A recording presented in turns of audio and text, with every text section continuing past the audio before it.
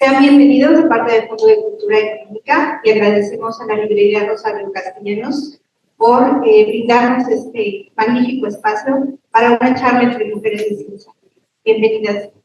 Estos 4 científicas mexicanas, tenemos 3 científicas aquí y nuestra doctora Tejano, que se encuentra muy cerca gracias a la tecnología desde España.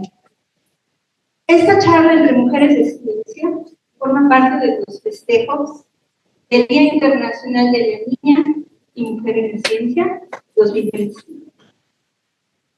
Vamos a comenzar nuestra charla. Me parece que para tener una charla entre mujeres de ciencia, vamos a comenzar, además de darles la bienvenida, en preguntarles ¿quiénes son ustedes? Profesionistas. Entonces, me gustaría que se presentaran cada una, porque yo creo que no hay mejor forma que la palabra de una mujer científica, de todo lo que ha logrado, todo lo que ha pasado. En esta charla de mujeres en ciencia vamos a darles la bienvenida. Doctora.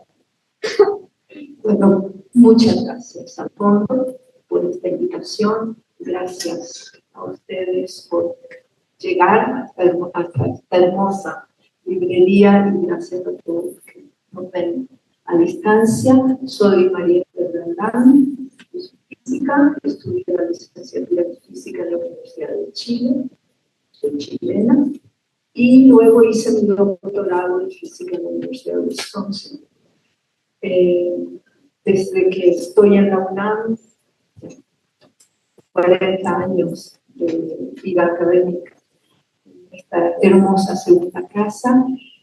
He hecho física, inicialmente física nuclear, y a partir de los años 90 me interesé por la física médica y decidí promoverla.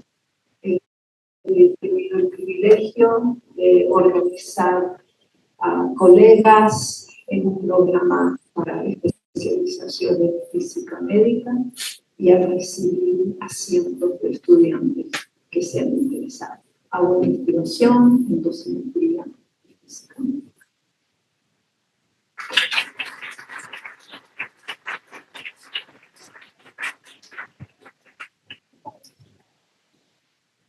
Bueno, pues, ¿qué les platicaré? Yo soy originalmente química e ingeniera química. Y en el transcurso de mi vida empecé a conocer a los físicos, entre ellos a don Leopoldo García Colín, que fue un líder formidable aquí en México, y a los entonces muy jóvenes y brillantes físicos Eduardo Pina y Fernando del Río y Roberto Alexander Katz. Entonces me fasciné, entonces descubrí que existía la física. Y estando ya en el Instituto Mexicano del Petróleo, que estaba dividido en ramas, me enteré que yo pertenecía a la de refinación petroquímica, porque yo era química e ingeniera química, pero que existía la rama investigación científica aplicada. Y entonces, ya se imaginarán, moví cielo y tierra, tango y medio, y logré que la administración me mudara a la rama de investigación científica aplicada. Y entonces descubrí la física con esos brillantísimos que luego tuve el honor de ser colega de ellos. Pero desde luego no me dediqué yo a la química, a la física cuántica, la física de las partículas, ni tampoco a la cosmología, la evolución del universo y todas esas grandezas de la física. No, me dediqué a esa conexión entre física y química, cosa que los físicos tenían ahí muy desdeñado, y entonces ese fue mi campo. Siempre tuve mucho apoyo de mis colegas, y además no fui la única mujer. Había un ejemplo para mí formidable que todavía lo tengo y todavía vive, la doctora Rosa María Velasco. Entonces, cuando a mí me mudaron a la rama de investigación científica aplicada, me encontré con los doctores que les he mencionado y a Rosa María Velasco. Y entonces, oh maravilla, viendo que a mí me interesaba tanto la física y que realmente no tenía casi ningún conocimiento, me pude inscribir en la UNAM en la maestría en física.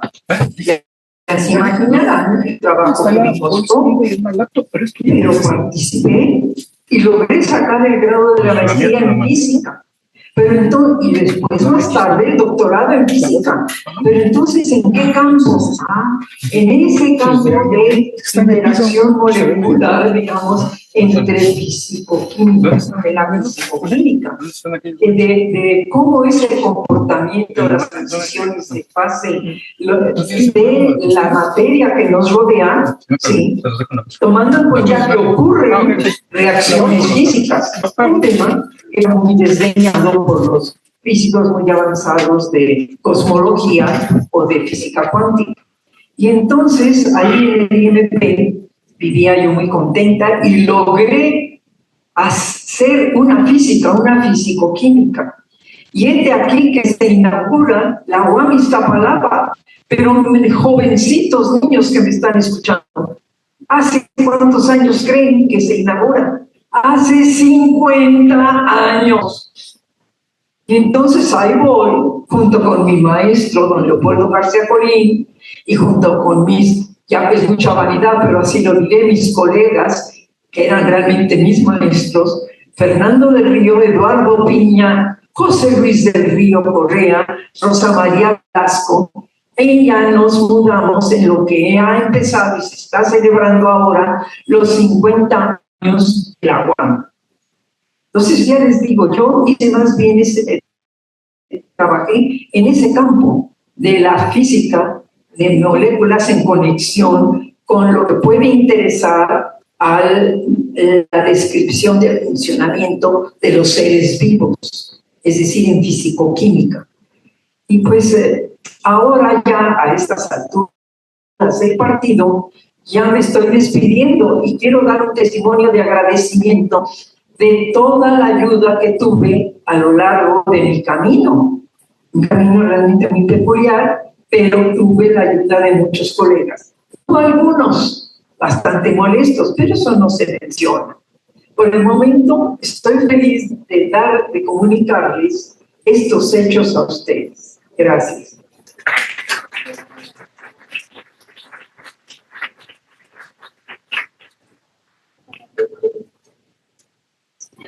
¿Se oye?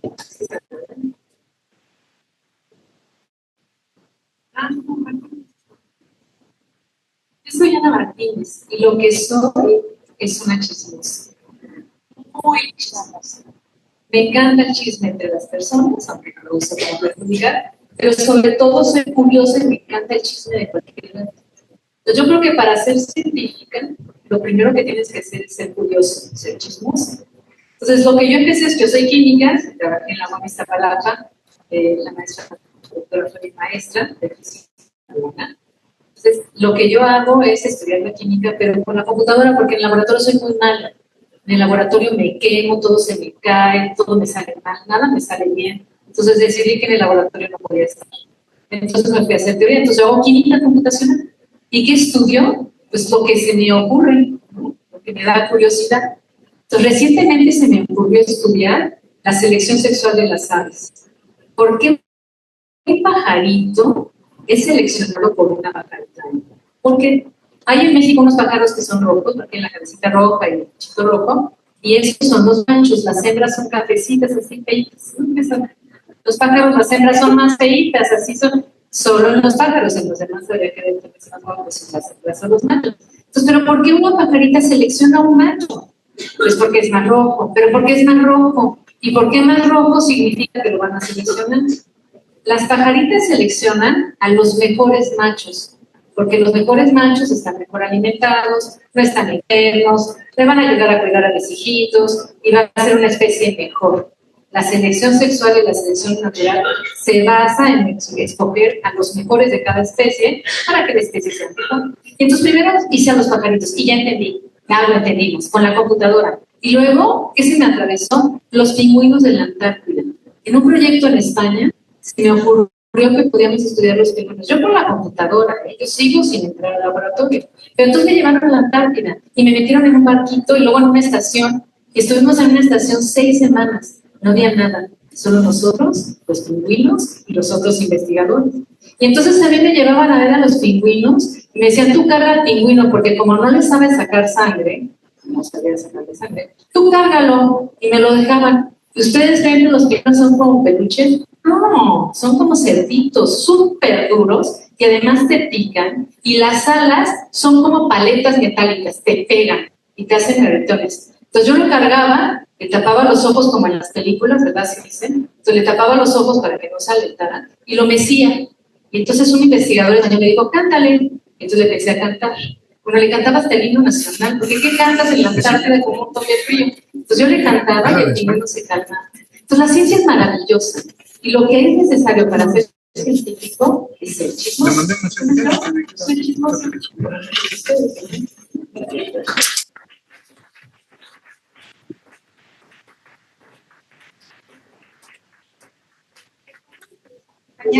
La doctora. Gracias. ¿Se me escucha bien? Sí, perfecto. Hola. Bueno, pues buenos días allá en México, buenas tardes para mí. Yo soy Amanda Montejano, soy matemática. A mí me gusta presentarme como matemática de profesión y de pasión. De profesión, pues, porque estudié matemáticas y me formé, digamos, me he entrenado, me he formado para dedicarme de manera profesional a las matemáticas. Soy investigadora y profesora de matemáticas.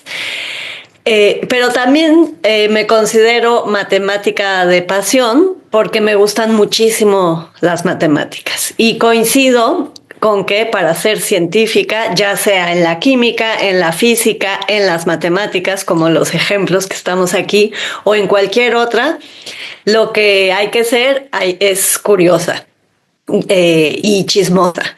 Yo también hago investigación, pero no cargo pingüinos, ni estudio planetas, ni nebulosas. Yo estudio entes, a mí me dan curiosidad los entes matemáticos en el universo de las matemáticas. Que yo me imagino así de manera muy platónica, como un universo alterno, aparte, que se entrelaza como en Spider-Man, como los multiversos.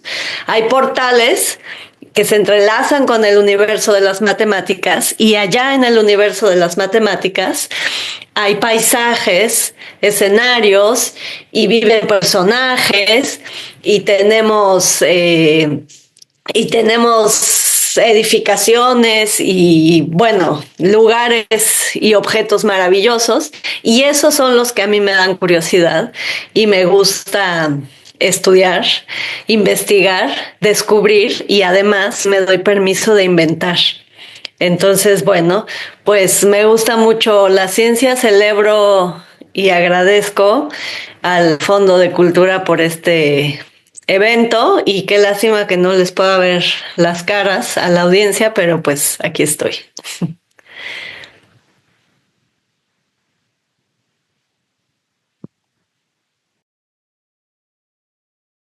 En la adolescencia, ¿en qué momento esa curiosidad por la búsqueda del chisme? ¿Qué fue? ¿Fue quizá influencia de algún familiar, alguna figura, algún evento de la naturaleza? ¿Qué nos podrían comentar? Gracias. Sí, cuando hago recuerdos, sí creo que mi primer acercamiento tuvo que ver con mi papá, quien era un empleado de empresa, nada más alejado de la ciencia, excepto que es que está como una ventana. Él leía el diario todos los días, recuerdo, y entendía las noticias, leía en el diario. Y recuerdo el día en que mi papá me explicó, o me contó, y me dijo, ¿sabe que él viaja a una cierta velocidad? Es decir, se tarda un tiempo desde que es emitida hasta que llega a otro lugar. Me hizo ese comentario, me puso a pensar, y recuerdo, tengo la imagen, yo he de haber tenido tenido, no sé, 12 años quizás por ahí, empezar a pensar las consecuencias de que la luz se demorara un tiempo en llegar. Y recuerdo pensar en qué pasaba con la hoja del árbol que iba a recibir luz y qué ocurriría en el tiempo en que la luz viajaba. Yo no sabía lo que era la luz, no sabía lo que ocurría en las hojas de los árboles, simplemente el comentario me hizo pensar. Y ahora, con los años en que me doy cuenta que fue la física lo que más me gustó, porque en realidad en el colegio me gustaba todo, casi todo, no mucho, digan a los historiadores. Creo que ese fue el primer momento en que yo me vi pensando quizás como científica, ¿no? Es la misma curiosidad, estoy totalmente de acuerdo con lo que se dice. Entonces vino el comentario de papá, probablemente en el colegio podría uno pensar yendo en el colegio en esos años, excepto que la profesora de física muy joven y muy cercana a la salud. Era un colegio para niñas, un colegio religioso. Entonces, ese fue mi primer acercamiento.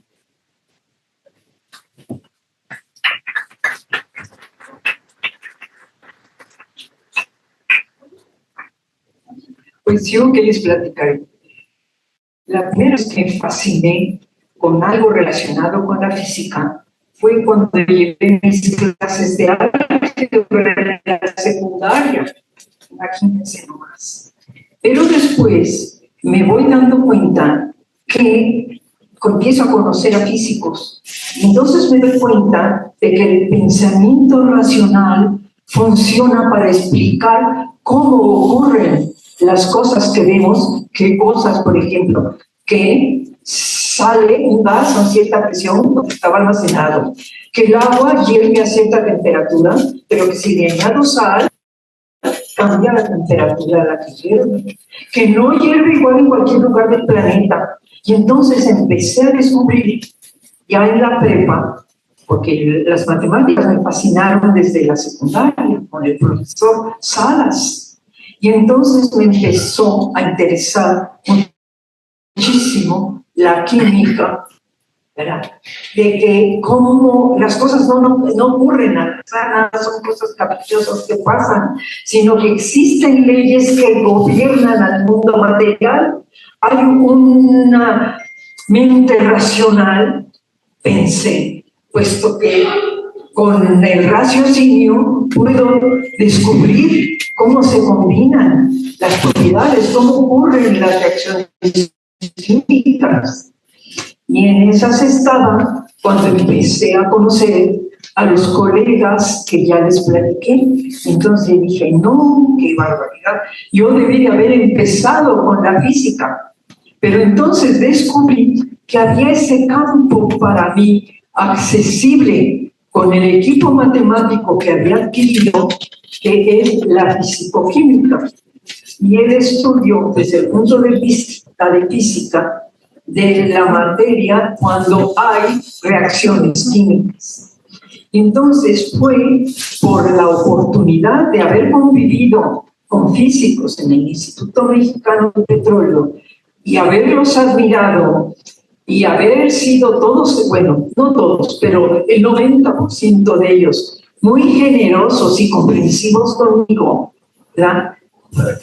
Tere, no hagas preguntas tontas, no es que yo no llevé la carrera de física, sino la de química, y yo, sí, pero, y entonces tuve acceso, empecé a profundizar en física, y se abrieron las maestrías y el doctorado en la UNAM, y entonces me inscribo, porque se suponía que era para fisicoquímicos. Resulta que me quedé yo solita, y terminé graduándome en física. ¿Quién me lo hubiera dicho? Sí. Pero todo comenzó por la admiración por las matemáticas, por la admiración del pensamiento racional. ¿Qué más les puedo decir? el tiempo vuela y que yo he sido muy feliz en mi actividad docente y realmente puedo decirles, bendito sea Dios, tuve mucha suerte.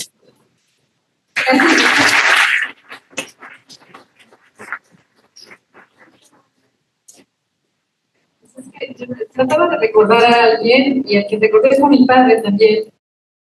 Mi padre era agricultor, pero también era inventor, inventaba cosas.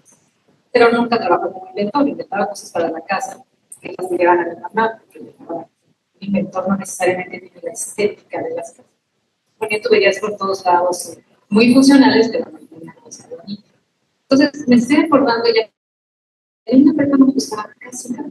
Yo pasaba la prepa porque era chismosa, entonces sigue siendo chismosa, pero no me gustaba casi nada. Hasta que un día llegó un maestro de química y nos puso un cuadro de eso, tú puedes saber lo que va a ocurrir.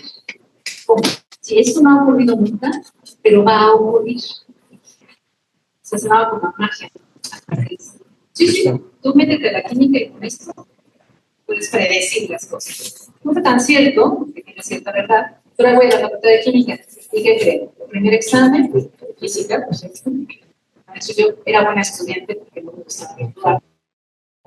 Entonces me hizo así, ¿no? Y dice, así estamos así como ustedes aquí sentados. Pues aquí, a ver, Ana Martínez, ¿quieres saber tu calificación? Pensé que me había ido súper bien, porque me iba dije, claro, maestro, 2.6 me dijo. Dije, no, bueno, no sirvo para esto no sirve para mí, y traté de cambiar, me dije, la química no me sirve. Pero un maestro de química me dijo, quédate un año, tampoco te salgas a la primera, quédate un año. Entonces me quedé un año, pasé con 6 la física, eso era la UNAM, luego me fui a la maestría en la UNAM. Entonces pasé con 6 la física y ya más o menos. Entonces yo creo que en realidad fue muchísimo después de me gustaban cosas, pero no sabía ni qué prefiero historia, qué antropología. Se los cuento porque luego la vocación no llega a la primera, yo no tuve una vocación muy complicada de y a veces va llegando después. Pero la gracia de todo esto es que siempre el Señor nos da cosas que siempre poseen cosas que se llenan de algo. Si recuerdas, la vez pasada me dijo que pase. Entonces, yo diría tener contacto con mi padre, pero era un científico, era un inventor. Y el segundo, este maestro que de cierta manera me motivó, pero con una mentirijilla, porque no es cierto que no puede predecir aquí. Es así. Gracias.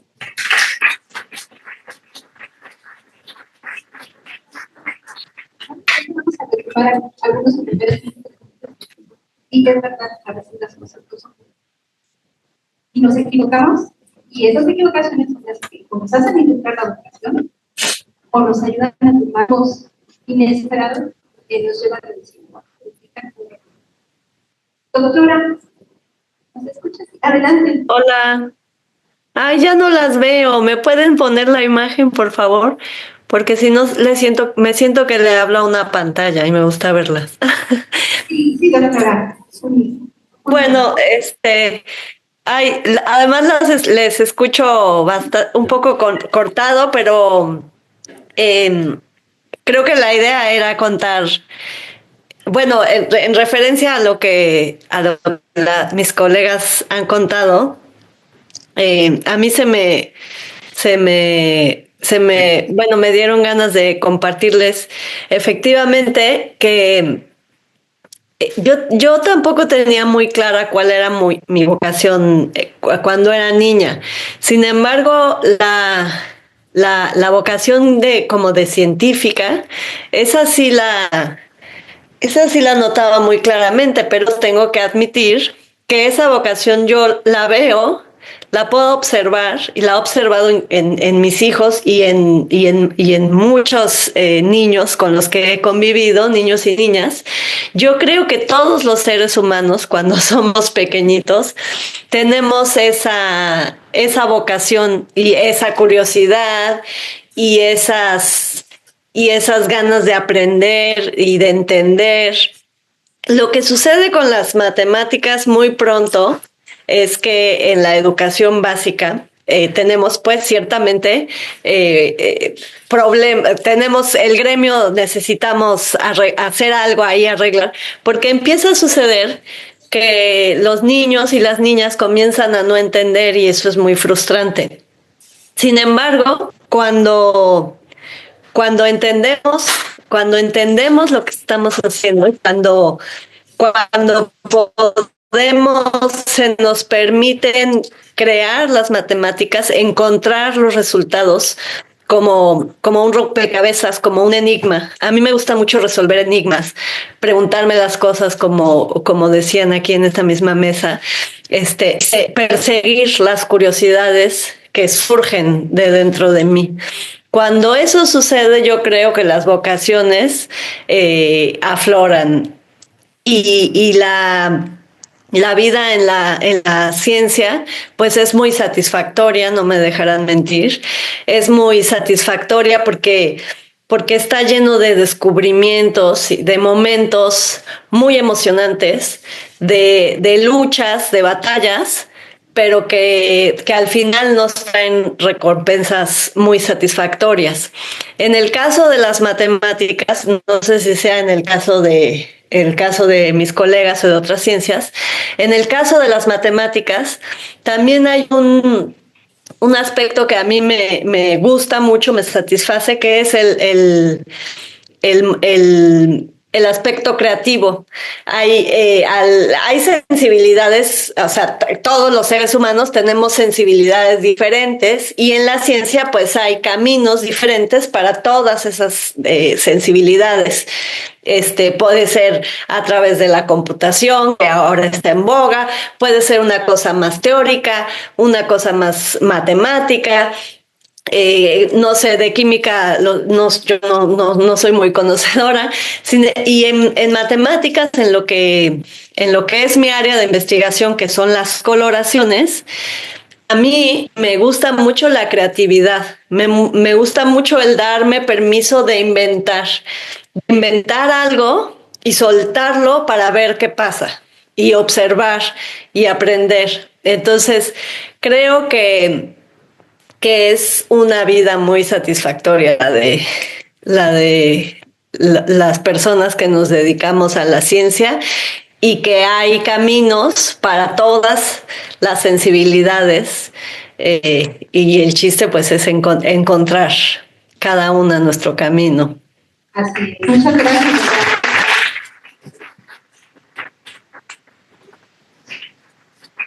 Doctora, ¿cuál ha sido, para ustedes, cuál ha sido su momento de eureka?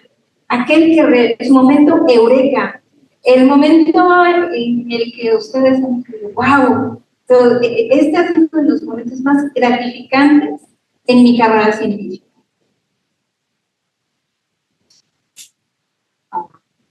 Recuerdo muy claramente una eureka. Ocurrió en la examen. Yo ya me había doctorado, estaba haciendo un primer año que se llama postdoctoral, después del doctorado. Estaba analizando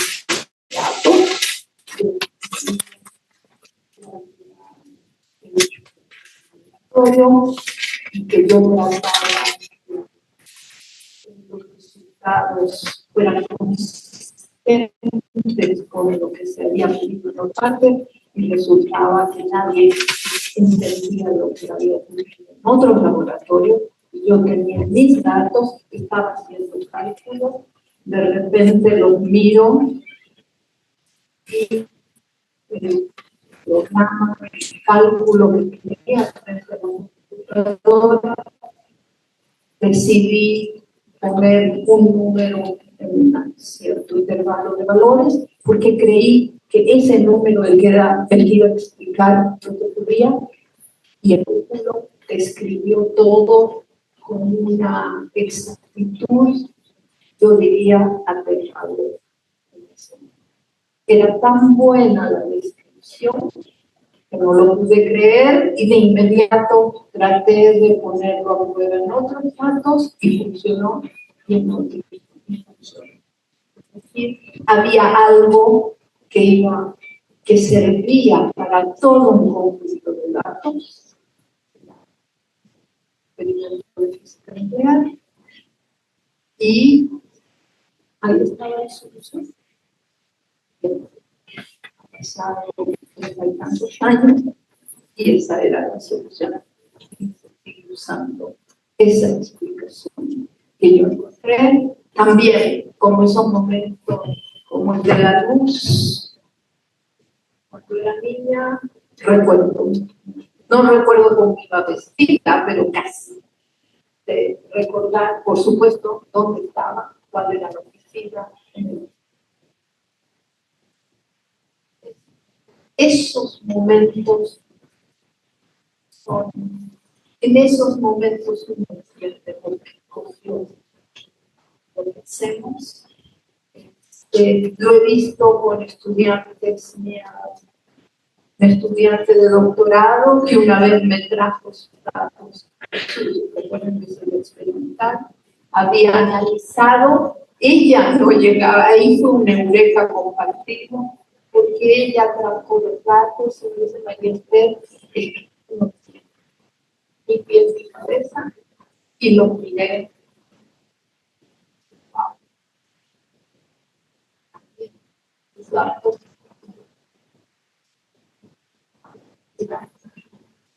Eso.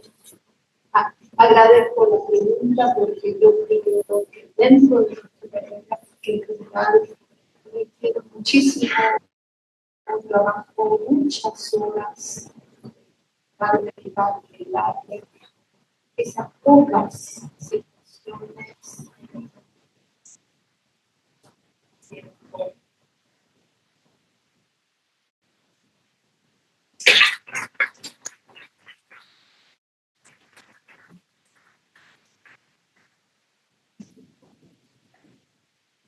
pues miren, hubo un momento en mi vida que fue, yo estaba ya como alumna en la maestría de física, todavía en el Instituto Mexicano del Petróleo. Y resulta que se habían organizado cada año en enero unas reuniones internacionales de física estadística. Mi maestro, el don Leopoldo García Colín. Entonces, pues ahí iba yo a las reuniones.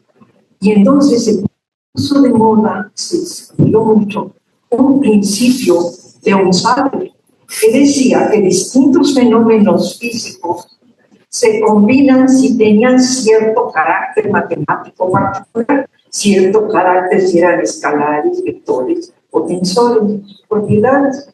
Y todo el mundo estaba ahí, yo oyendo todo aquello con la boca abierta.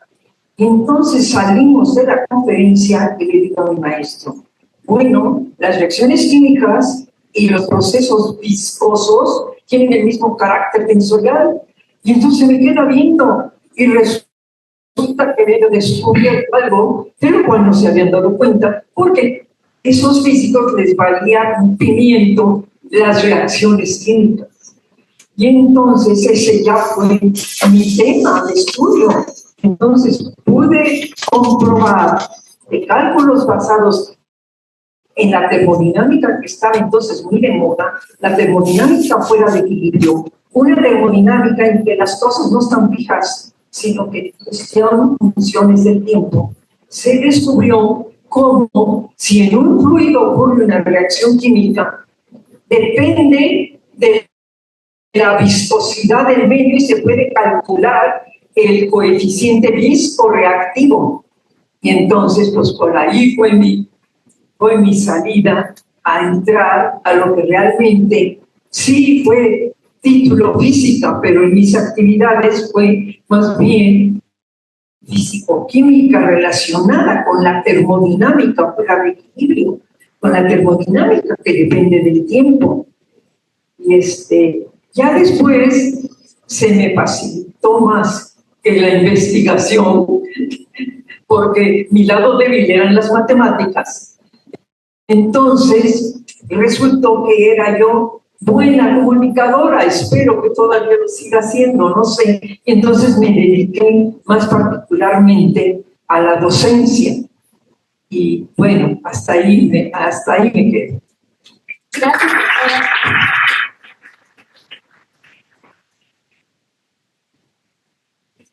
Yo me he tenido un momento breve así de no sé si va a llegar.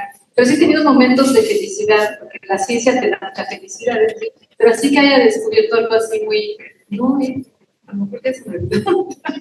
Pero algo que haya sido fenomenal, no. Lo que sí es cierto es que ha sido momentos de felicidad de que dices, he dicho algo que me han dicho los demás, eso puede que sí, ¿no? Sobre todo en esto de la selección sexual, pues sí fuimos los primeros que la vimos desde la computadora. Eso no está nada fácil. La habían visto mucho desde los animales, ¿no? Hay mucha información desde la biología sobre la selección sexual. Entonces, una cosa que hicimos una vez con la computadora, hicimos un experimento en la computadora y pusimos metales para ver si los pájaros cambiaban de color y se volvían más rojos. Resulta que sí, pero ese pajarito no es que esté sano y que comió bien, está contaminado. Entonces, imagínate, la pajarita lo va a seleccionar porque está más rojo y él está contaminado. Entonces, es una señal que llamamos una señal deshonesta en la biología, que se le llama, porque es una señal que no contribuye a tener una mejor especie, sino al contrario. Entonces, eso lo vimos en la computadora y los biólogos decían, ay, no, seguro que eso no pasa. Eso pasa en la computadora, pero no en la vida real. Entonces dijimos, vamos a hacer experimentos, pero ni modo que le diéramos metales a los pajaritos. Le tienen que dar permiso, no se mueren. No, pero entonces usamos a los camarones, porque los camarones nadie los protege, ¿verdad? O sea, nadie protege a los camarones, nada más los comemos. Entonces hicimos un experimento en un lugar en la UNAM que se llama Macisal, que tiene agua de mar, y pusimos el color de los camarones, que también es rojo, es el mismo color que los pajaritos. Entonces pusimos a los camarones y les dimos cobre. Y al principio les dimos una cantidad de cobre tan brutal, que yo soy muy mala en el experimento, ya se los digo. Entonces le pusimos del cobre y los camarones empezaron a brincar como ahogándose, pobrecitos, lo siento muchísimo. Y se murieron, claro que se murieron. Entonces luego pusimos agua, muy poquita cantidad de cobre, los camarones siguieron viviendo, vivieron un buen rato, y cuando los sacamos resulta que los que habían estado viviendo en agua con cobre sí se volvían más rojos, a pesar de que tenían la misma alimentación. Y entonces eso lo publicamos y han salido ahí por ahí en las redes sociales, porque nosotros los humanos seleccionamos la comida por el color. A ver, ¿qué sandía prefieren? ¿La roja o la rosita? ¿Qué camarón? Mientras más rojo, mejor. ¿Qué manzana? La más rojita. El color es una señal nuestra de que está sabroso, de que está bueno, y en realidad lo está, porque la sustancia que le da el color rojo es buena para nosotros, es buena para la salud. Entonces imagínense ahora que la sandía está más roja porque tiene cobre. Está feo, ¿no? O el camarón está más rojo porque tiene cobre. Entonces, ese es un tema que está ahí puesto y yo creo que eso es lo más cercano a un momento eureka que he tenido. Pero bueno, gracias. Gracias. Doctora Monteja. Gracias. Qué bonitas historias. Me hacen reflexionar mucho además. Fíjense que yo creo que por supuesto la investigación es fascinante. Y es muy emocionante y muy satisfactorio descubrir algo nuevo, algo que nadie en el mundo ha descubierto o ha podido explicar. Eso es muy, muy emocionante. Pero yo pienso que los momentos eureka son los momentos de entender, no tienen que ser una innovación mayúscula, ni vamos a hablar del paper y la publicación. Yo creo que ese momento de comprender algo por uno mismo, por una misma, es el momento eureka, en mi opinión. Yo me acuerdo de entrando a la Facultad de Ciencias, donde estudié la carrera de matemáticas, fue en primer semestre. A mí también me iba muy mal porque tenía unas bases muy poco desarrolladas, académicas, y pues reprobaba las materias y así. Pero me acuerdo que en la clase creo que era geometría analítica, yo no sabía que la diagonal de un pentágono medía el número irracional, ese que llamamos phi, que es el número mágico. Yo no lo sabía. Ese número es maravilloso, tiene unas propiedades interesantísimas y aparece en la naturaleza en muchos lugares. Y yo ya sabía de ese número y de su expresión y en diferentes lugares donde aparecía en la naturaleza. Pero yo no sabía que era la diagonal de un pentágono unitario. Entonces, el ejercicio, la tarea era calcular esa longitud de esa diagonal. Y era simplemente un ejercicio de hacer unas cuentas con los teoremas básicos de geometría, que si Pitágoras, que si los ángulos, pero al fin, el llegar a la expresión del número mágico, el descubrir que me tomara por sorpresa de, es que la diagonal es un racional y es este número maravilloso, aunque no haya sido yo la primera en descubrirlo, yo lo descubrí solita, me sorprendió y entonces lo considero un momento eureka. Eso, insisto, se remite a lo que les contaba hace un momento. El conocimiento, encontrar conocimiento entender las cosas es muy satisfactorio. No sé si sea en todas las ciencias, pero en matemáticas yo siempre digo que hay diferentes niveles de entendimiento. Una cosa es entender a un profesor o a una profesora que nos está explicando. Otra cosa es entender en un libro. Otra cosa es entender y poder transmitir el conocimiento. Eso es muy satisfactorio. A mí también me gusta mucho la docencia. Pero el tercer nivel, que yo le llamo, es el de crear el conocimiento, el de hacerlo. No importa si estaba o no estaba antes, pero lo hacemos. Eso es maravilloso, es muy satisfactorio y es fascinante, me parece. Gracias. Gracias,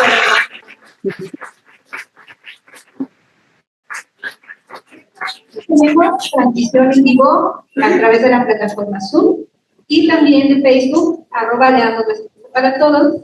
Y la grabación de esta charla estará disponible en YouTube aproximadamente en una semana.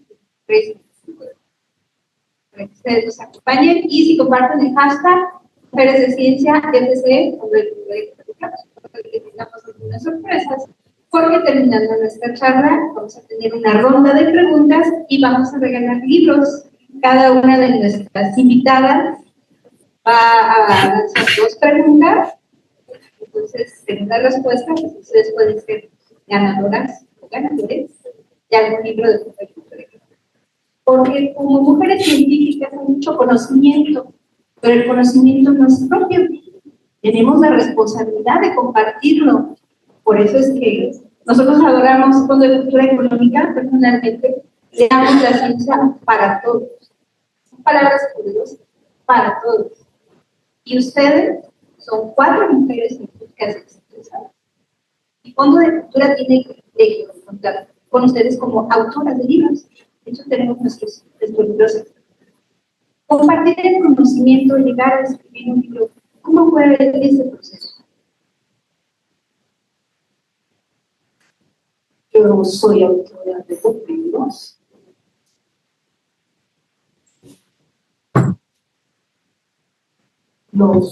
Y escribí unas pocas páginas de uno de los últimos libros publicados en la tabla periódica, que fui invitada a unirme al grupo. El libro salió, no sé, este año, hace pocos meses. Los 2 libros que escribí, el primero se llama Armas nucleares, la humanidad en peligro, proviene de una experiencia que había tenido en Chile unos años antes de entrar, en que había escrito un artículo en una revista sobre los efectos que tendría sobre una ciudad moderna, una explosión nuclear.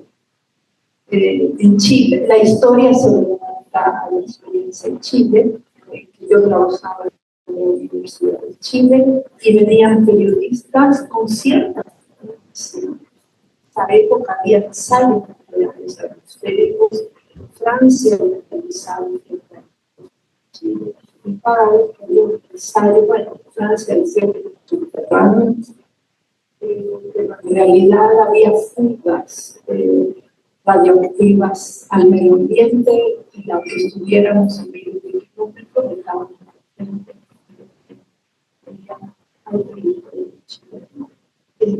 parte de la contaminación.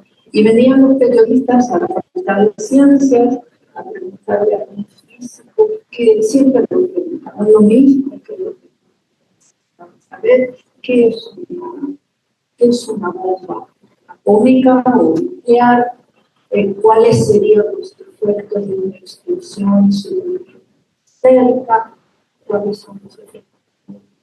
Después de haberme preparado y los preguntas, lo tengo bien escrito y cuando venga le contesto y le regalo mi escrito bien escrito y así no cometen errores a la hora de...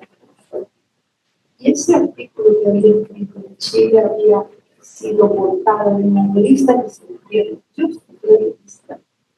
Y había tenido un gran impacto, o sea, había acabado en la televisión, como Francisco, todo lo que quieran, todo repitiendo la materia.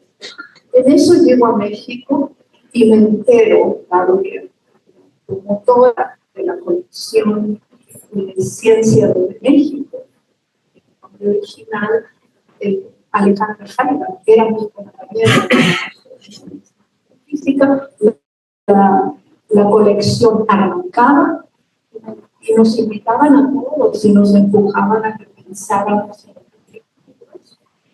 Era muy interesante el concepto de la colección porque iban a ser libros escritos en México, no traducciones de libros escritos en Estados Unidos, sino que científicos mexicanos escribiendo al pueblo mexicano, como se extendió por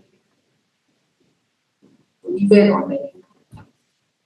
Entonces, haciendo el libro, yo tenía esa idea en mi cabeza, ya había hecho investigación, etcétera, la cosa de extender el artículo para que se transformara en libro. Ese fue el primer libro y cuando lo leyó Alejandra y lo leyó Jorge Flores y otros promotores de la colección, me dijeron, a ver, nos has contado los horrores de la energía nuclear, ¿por qué no nos cuentas ahora las malas? Y entonces ahí surgió la idea de escribir el segundo libro, que se llama La radiación al servicio de la vida, y que hablaba de los usos fundamentalmente en medicina de la radiación ómica, nuclear o rayos X, y que para escribirlo me asocié con colegas, porque era claramente un tema interdisciplinario. Me asocié con la doctora Patricia Ostrowski, del Instituto de Investigaciones Biomédicas, ella es genetista, y con el doctor Guillermo Pérez, que ya no está con nosotros, que es uno de los pioneros de la radiación. Entonces, así surgieron los libros y yo tuve la suerte de estar ahí cuando la colección nació muy cerca del Instituto de Física de la UNAM.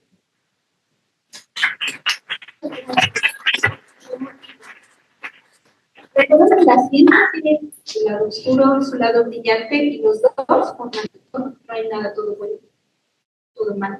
Precisamente la ciencia por eso es maravillosa. Adelante, doctor.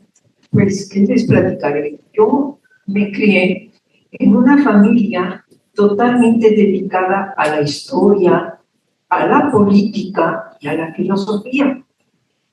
Claro, había un escándalo cuando salí con según ellos, mi patea de babas, de que lo que yo quería estudiar era química.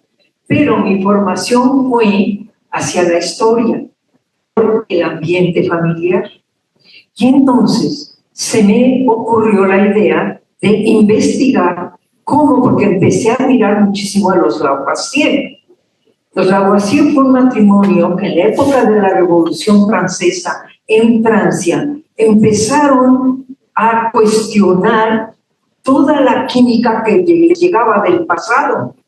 Esa era una química que no tenía la menor conexión con el pensamiento racional, que todo era magia, cuestiones raras, inclusive diabólicas, sabrá Dios, sospechosas de herejía, pero los Lavoisier introdujeron el pensamiento racional a la química. Desgraciadamente, ahí fue la participación de una mujer muy importante, la esposa Madame Lavoisier, pero pues ya se imaginarán que dada la época murió en la guillotina. Bueno, cuando yo me enteré de todo eso y formada en un ambiente muy del tipo humanístico y dirigido a ser abogado, dije, pues a ver, ¿cómo es que se llegó a la química? Sí, que nace realmente en la época de la Revolución Francesa. Y ese es el origen del libro que escribí, que se llama De la alquimia a la química. ¿Cómo? Porque los alquimistas tenían una especie de mentalidad mágica. Nada se relacionaba a si esto es así, pues hay una ecuación y la resuelvo, me sale un número y verifico el número y el experimento. No, hombre, eso es siglo XX. Y entonces me dediqué a ver cómo es que se había dado el fenómeno de los Lavoisier, y algunos antecedentes tuvieron, y cómo de pensar que solo había 4 elementos, aire, fuego, tierra y agua, que era realmente un elemento químico, que forma la estructura de todas las moléculas que nos componen. A mí misma, mi mano está hecha de moléculas, ¿sí?, creadas por esos elementos, y entonces, pues, salió ese libro. Más tarde, no le entré yo con tanta pasión a la frontera muy moderna de la física cuántica, la física del universo, pero sí más una física más de nuestra vida real, y con el doctor Eduardo Piña pude escribir un libro que se llama Dinámica de Fluidos, es decir, hidrodinámica.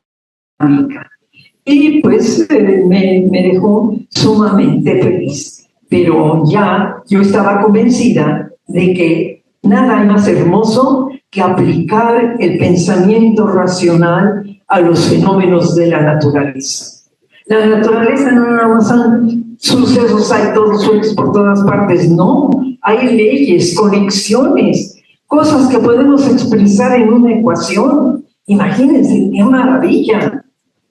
¿Sí? Bueno, pues es lo que puedo decirles respecto de los libros que escribí. Gracias, doctora.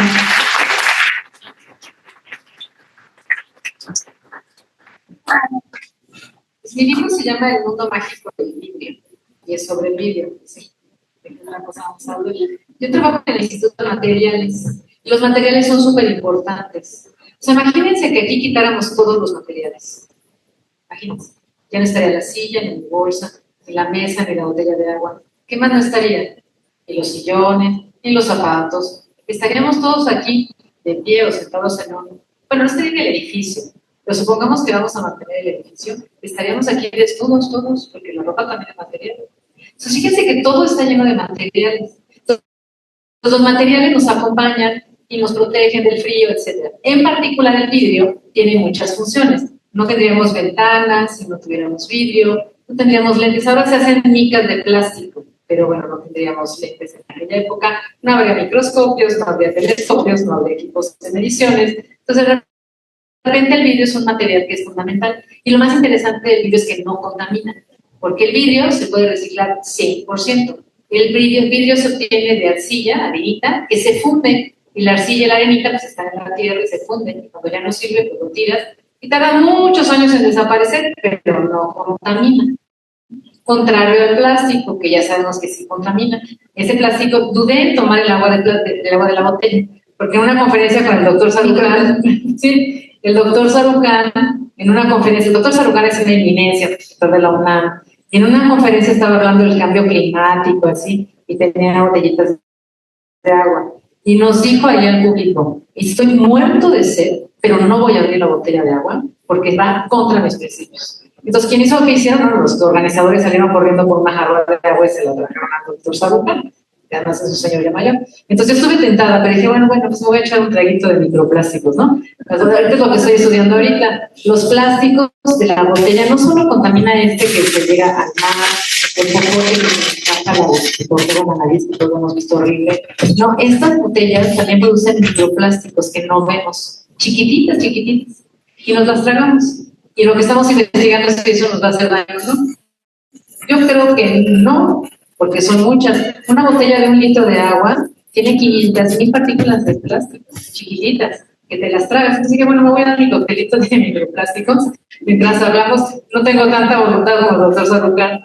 Entonces, ahora estudiamos los materiales. El libro de vidrio, pues es un ejemplo de eso. Hacer un libro es muy bonito, es una experiencia muy divertida. Yo insisto en la diversión. Si no es divertido, no lo hagan. Si no les divierte, no lo hagan. Si las clases no son divertidas, no son clases que valgan la pena. ¿No? Entonces, si no es divertido, yo paso. Y el libro fue muy divertido. Y luego también estuve en el de la tabla periódica, somos coautoras. Pero este libro tiene 100 y tantos autores, porque es un autor por elemento de la tabla periódica. Y tiene, tenemos 100 y tantos, ¿no?, elementos en la tabla periódica. Algunos autores escribieron 2 elementos. Yo nomás escribí 1. Pero somos cientos de autores en ese libro que bueno que lo recuerdas para ver si nos lo compramos. Estamos aquí. Muchas gracias.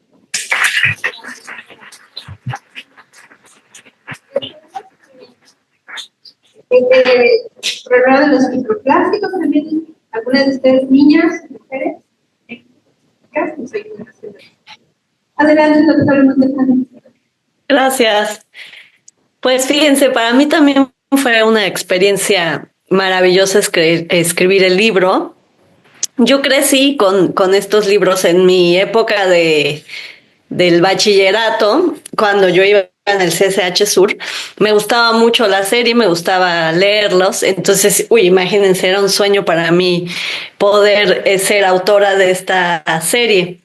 Ya pasaron los años, me hice matemática de profesión y a mí me gusta mucho la literatura. Es decir, leo ficción comúnmente. Bueno, leo mucha ficción. El punto es que en ciencia, para comunicar, escribimos artículos científicos y esos artículos científicos pues son en inglés y por lo general requieren un lenguaje muy técnico y muy directo y muy poco poético, ¿no? Muy todo lo contrario a lo que yo disfruto en la literatura. Entonces hubo un momento en mi vida en que tenía una especie de necesidad de explotar esta vena literaria y caminando, fíjense que la importancia para el Fondo de Cultura Económica de la difusión. Vi un cartel del concurso Ruy Pérez Tamayo de divulgación de la ciencia. Y entonces dije, ay, qué padre sería escribir un libro. Y me propuse hacerlo para quitarme esas ganas que tenía de escribir y me puse como la fecha del concurso como una cosa para terminar. Pero claro, en general somos muy inseguros, y entonces, claro, yo decía, no, esto nunca se va a hacer realidad, esto va a ser simplemente una fecha para que yo me quite la espinita. Y bueno, me gusta también siempre platicar que aproveché la época de la lactancia de mi tercer hijo, es decir, estaba de baja, no tenía tantas actividades burocrático-académicas, entonces ese espacio como mío que tenía, decidí aprovecharlo para hacer ese proyecto y escribir algo de matemáticas, de divulgación, para satisfacer mi necesidad. Así empezó el proyecto y solito empezó así a desbordarse. Y como me puse la fecha límite del concurso, pues me fui acotando los tiempos para terminar con algo, lo que fuera. Mi libro se trata, al principio quería hacer una cosa así de las matemáticas y poder transmitir no sé cuántas cosas, y después fui acotando y me di cuenta de que de lo que yo podía hablar era de lo que yo sabía y era de mi área de especialidad. Y me remití a eso, y en particular me remití a una idea muy simple: intentar explicar lo que se siente ser una matemática. Solamente quiero transmitir, es un libro muy personal, y entonces en base a diferentes historias, me gusta mucho la historia, entonces se van conexiones, teorías, todo con el hilo de las coloraciones. Matemáticas. Tiene todo el libro, es explicar lo que se siente ser una matemática. Y es personal porque es lo que yo siento en particular. Entonces, bueno, finalmente ahí está el libro, y pues me gusta mucho compartirlo. Gracias. Muchas gracias, doctora. Al momento de cerrar esta charla, no sin antes agradecer a todas ustedes sus comentarios, sus experiencias, esos bellos momentos que nos van a llevar más adelante, pero no solamente a nuestra audiencia, sino también a la familia. Entonces nos despedimos con pensamientos dirigidos hacia los docentes, hacia los papás de esas niñas mujeres que están interesadas en aquí. Muchas gracias.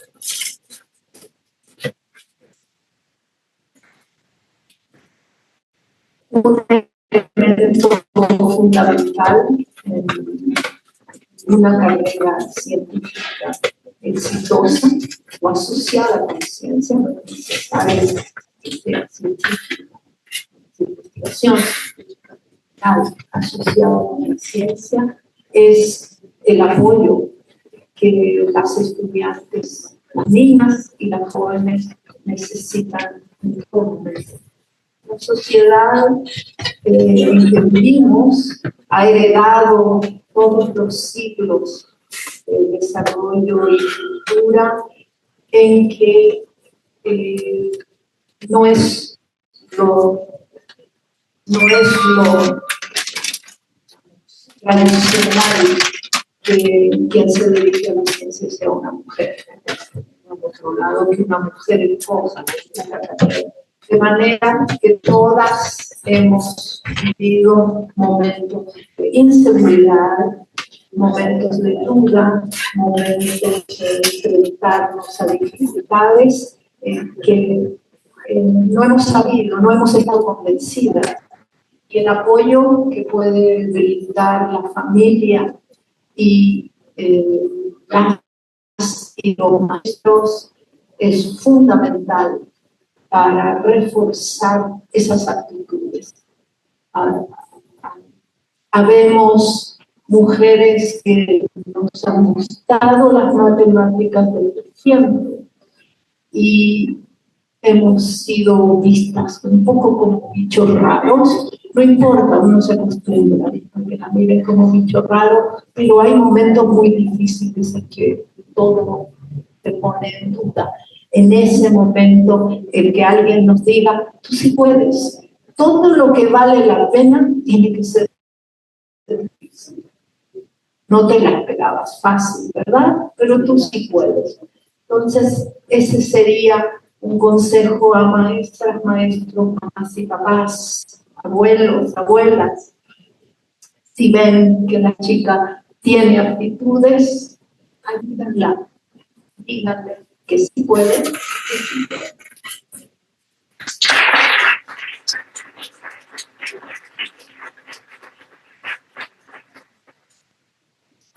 Pues, querido auditorio, ¿qué les puedo decir? Yo lo que les digo es, si sienten en algún momento el interés por las matemáticas, por la naturaleza, sigan ese camino y permanezcan en él. Ya vivimos una época mucho mejor que la que yo viví hace mucho más de 50 años, en que había un prejuicio, pero ahora no, pero ahora hay otra carga, que es demostrar que somos valiosas también en ciencia. Entonces, ¿cuál debe ser la actitud? La actitud debe de ser positiva y objetiva. Realmente me gustan las matemáticas, me gusta la física, me gusta la química, realmente esa quiero que sea mi vida. Y entonces, si la respuesta es sí, adelante, y verán que todas las dificultades se diluyen ante su convencimiento. Es esencial ese convencimiento para seguir adelante. Fronteras las hay abiertas. Pero hay ahora una frontera que yo no tuve y que ahora, si la tuviera, me aterrorizaría. El cómputo, el entender los lenguajes de computadora, el saber que van a ser útiles para lo que yo quiero, el entender a los computólogos, ¿sí? Caray, esa es otra faceta para progresar en ciencia. Ahora, sin la computadora, ¿por qué? Porque como ya las cosas más sencillas ya se descubrieron, ahora los fenómenos físicos y químicos más complicados, con causas complejas entre ellos, requieren no solo de descripción matemática, porque al final llegan a unas ecuaciones, sino en la solución de esas ecuaciones, para obtener un resultado. Y entonces ahí es donde necesitan el cómputo, de manera que el cómputo es la frontera que ahora se ha abierto para avanzar en física, pero requiere que le invirtamos conocimiento y nos sintamos confortables con semejante instrumento. Esa es mi opinión de la situación en la cual nos encontramos si estamos decididos a iniciar una carrera en física.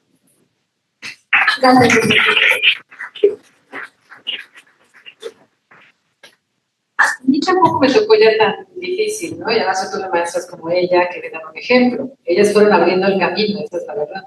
Pero yo lo que diría es acérquense a la ciencia, no solo con los libros, que está muy bien, pero el Instituto de Física, el Instituto de Materiales, el Juan Iztapalapa, hacen días de puertas abiertas, donde cualquiera puede ir y ver qué hacemos. Materiales tiene muy pocas mujeres, somos 13 mujeres y son 65 investigadores en total. Somos muy poquitas, pero somos muy buenas. Sobre todo en la divulgación nos encargamos, la divulgación está encargada a nosotros, no sé por qué, a los hombres les cuesta más trabajo salir a divulgar. Entonces, acérquense al instituto, pueden entrar, ver todos los equipos, hablar con nosotros, ver los laboratorios, jugar. Entonces es muy divertido, y física también lo hace, todos los institutos de la UNAM, en la sección universitaria lo hacen.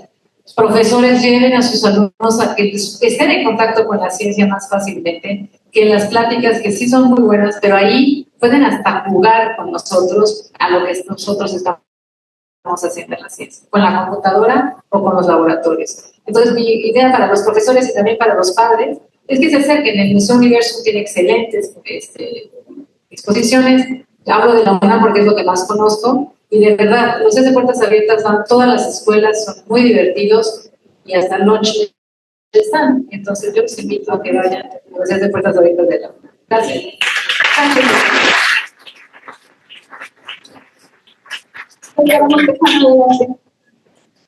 Sí, claro que sí. Yo como mensaje final quisiera decir que, en mi opinión, este mundo puede ser mejor si tuviéramos más científicos y científicas. Sobre todo en estos tiempos. A nombre de ambos, para todos, la biblioteca, la librería Rosario Castellanos, Fondo de Cultura y Clínica. Muchísimas gracias. Muchísimas gracias.